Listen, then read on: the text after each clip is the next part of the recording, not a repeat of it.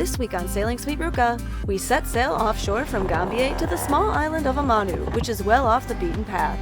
Along the way, we encounter one of our biggest oopsies to date. Can we get the spinnaker unwrapped?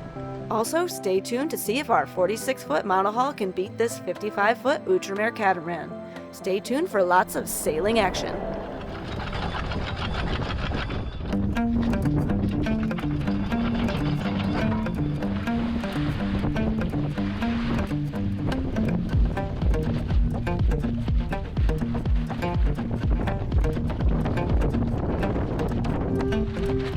I hope we see you. As we were pulling out of the anchorage, our new French friends and family of 6 aboard this Outremer 55 informed us they'd be leaving about an hour after us to the same island of Amanu. As we started to pull away, he mentioned how his boat was faster than ours. And nothing makes a sailboat race like 2 boats on the water within distance of each other. The cruise race was on. Now let's see how Sweet Ruka can do.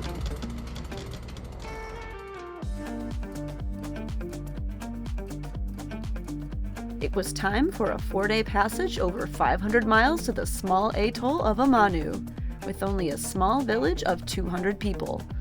We'll have to be on the lookout not to hit any atolls along the way. But first we have to make our way out of the main town of Ricotea Gambier of French Polynesia, following the channel buoys to guide our way through the reef, looking out for shallow spots and stray pearl floats as we go. Afterwards, we exit the barrier reef and enter the large waves of the Pacific Ocean.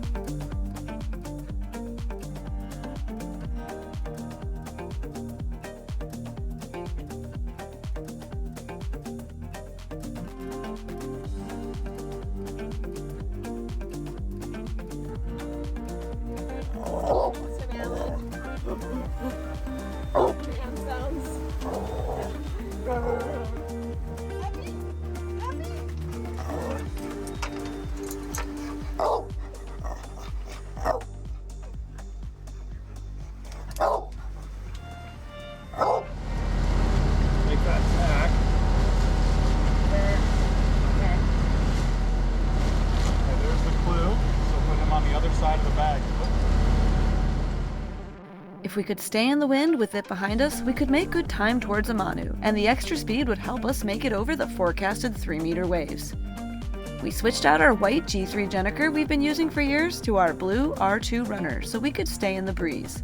The last thing we want to do is bob around with no wind in large seas.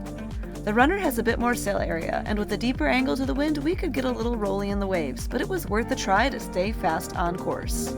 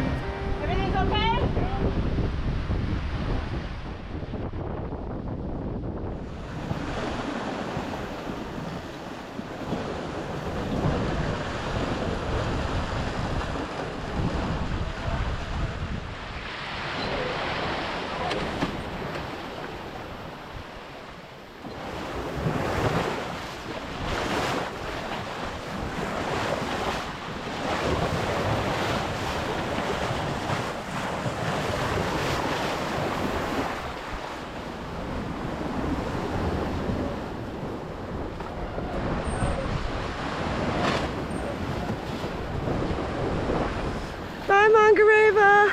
Bye, Gambier!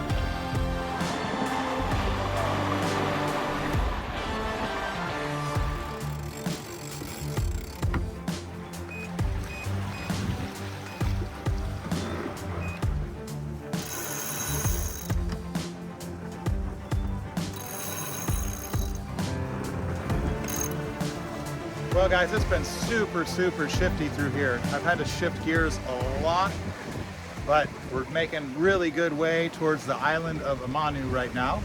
It is just that way. The heading for Amanu is about 282, and we are going about 301. So we're very close to being on our heading, and we're hoping for a little bit of a wind shift to kind of take us down a little bit. We'll see what happens. But the wind has been going back and forth through about 60-degree shifts with these squalls that pass through.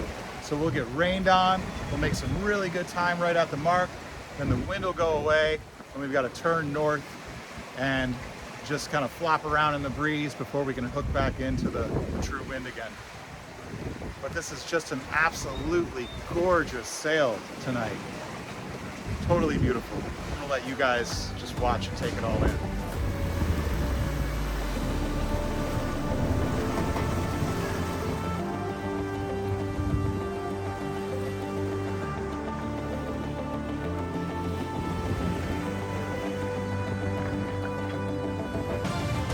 Smell the island? You smell land? Oh yeah. It goes up in the air.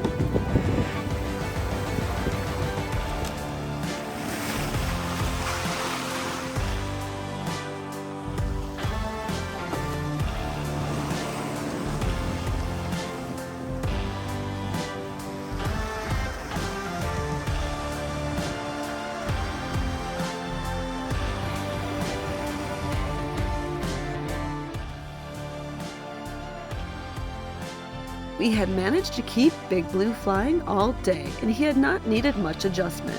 As the sun set, we headed down below to rest and have dinner, but after an hour or so, Curtis went to check on the spinnaker and noticed something very off. The spinnaker had wrapped itself around the inner forestay, likely during a bounce and a big wave.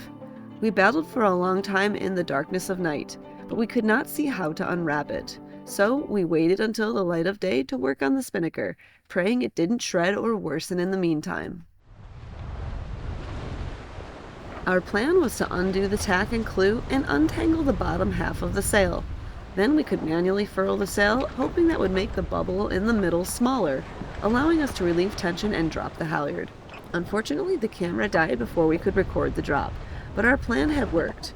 We slid the rest of the sail down the forestay and then removed it from the deck to slide the spinnaker all the way off.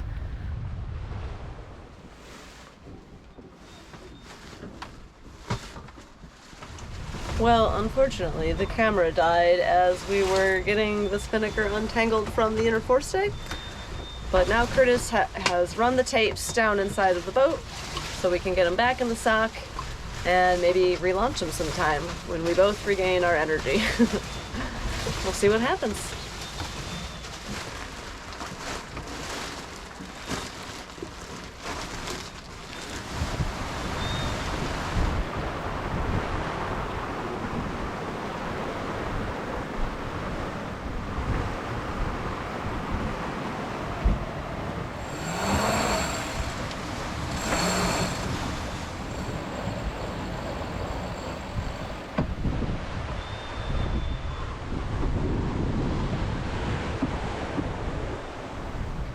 Well guys, I just woke up from an afternoon nap per my alarm, and I noticed it was just starting to sprinkle outside.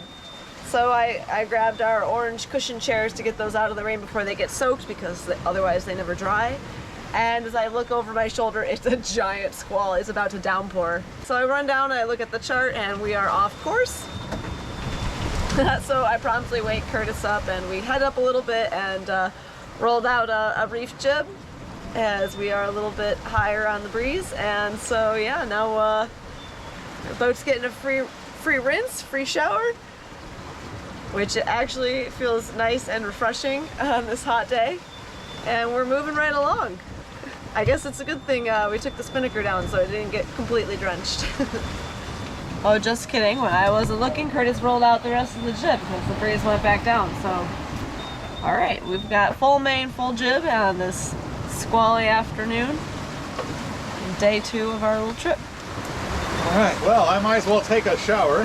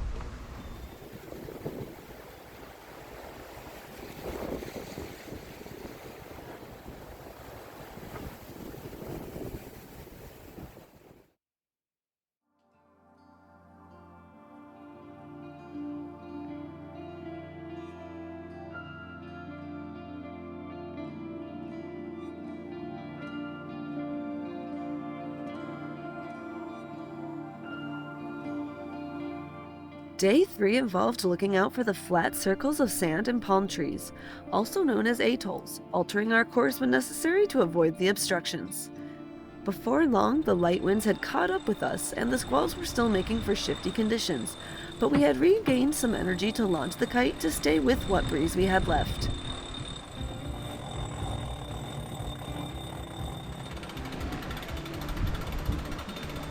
Okay, you're there.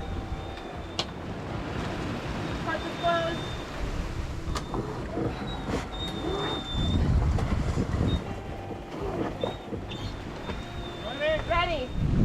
Keep it more.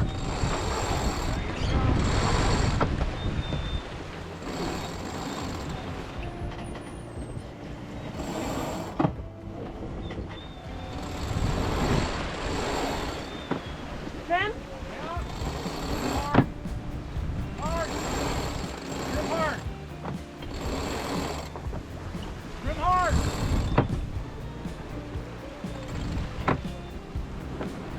Doing good. Little ease now. Big ease.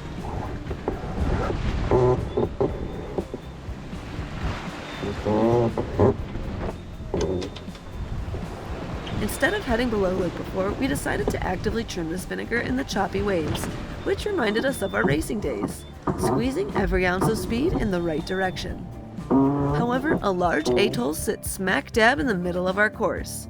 With the runner, it would be a bit tough to go high over the top of it, so we tried to soak it low. Let's see if we can make it around the atoll without needing to jibe.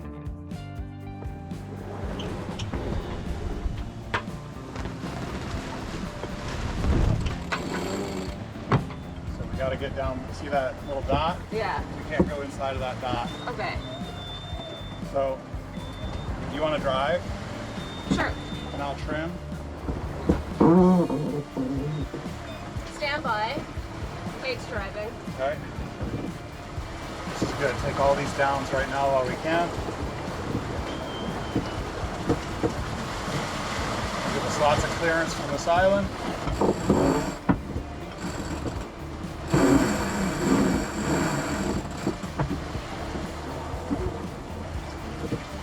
Coming down a little.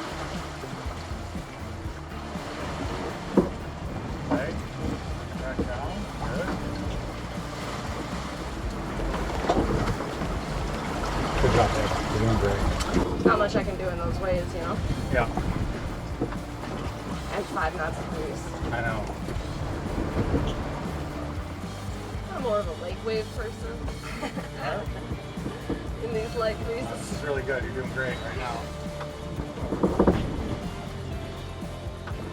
How did I do? Are we making it?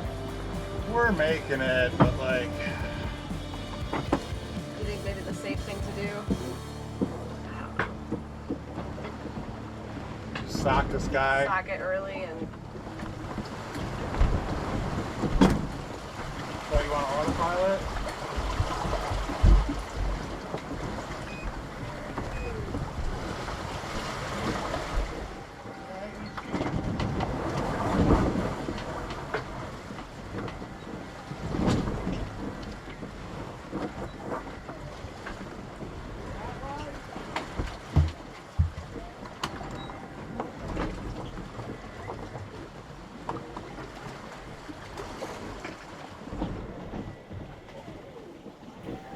Unfortunately, the wind shifted and we were just too deep.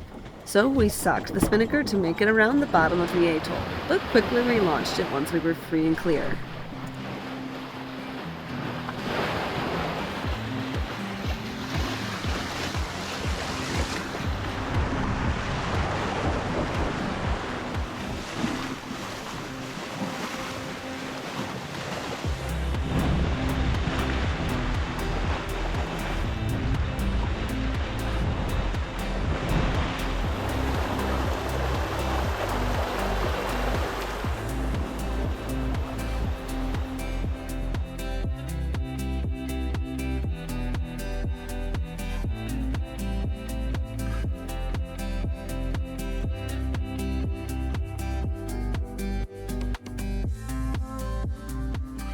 This squall has been pacing us for the last half hour, sometimes we feel a bit of sprinkles. We're a bit high, of course, right now, so we're okay if it brings some wind and pushes us back down.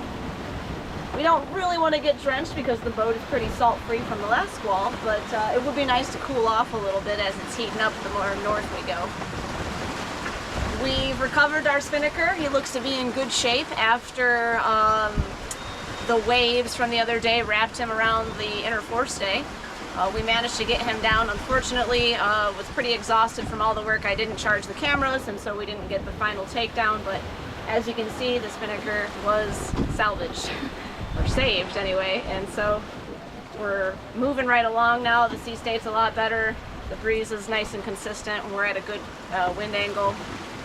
We wish all sailing could be like this all the time. But we'll see what happens with this little rain squall. For now, we're just enjoying the little bit of shade that it's bringing by.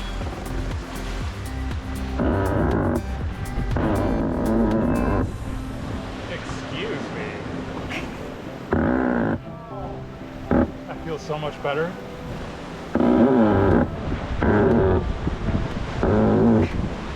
Potty humor.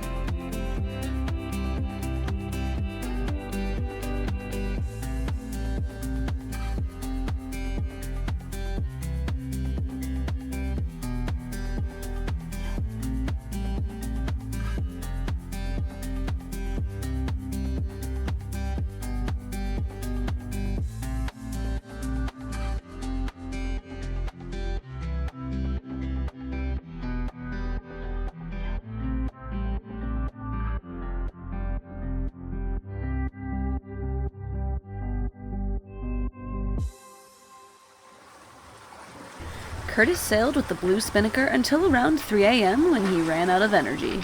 At this point, we'd be making our final approach to Amanu Island in the Tuamotus. We decided to take down the Kite and the mainsail and run dead downwind with just a pulled-out jib.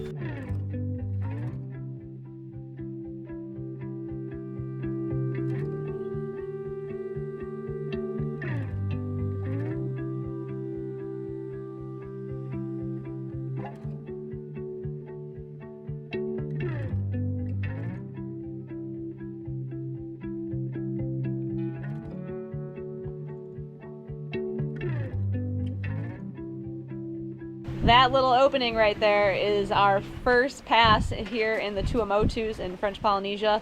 So it's supposed to be one of the easier ones. We're going to give it a go.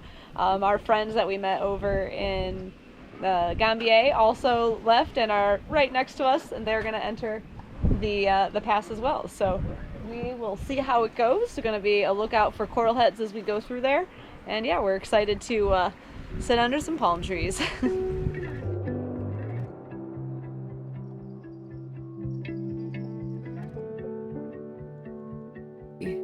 When we arrived, we had just caught up to our friends aboard Pop Legend, who left from Gambier about a day before us. After seeing no boats for a few days, the sight of another vessel was quite exciting.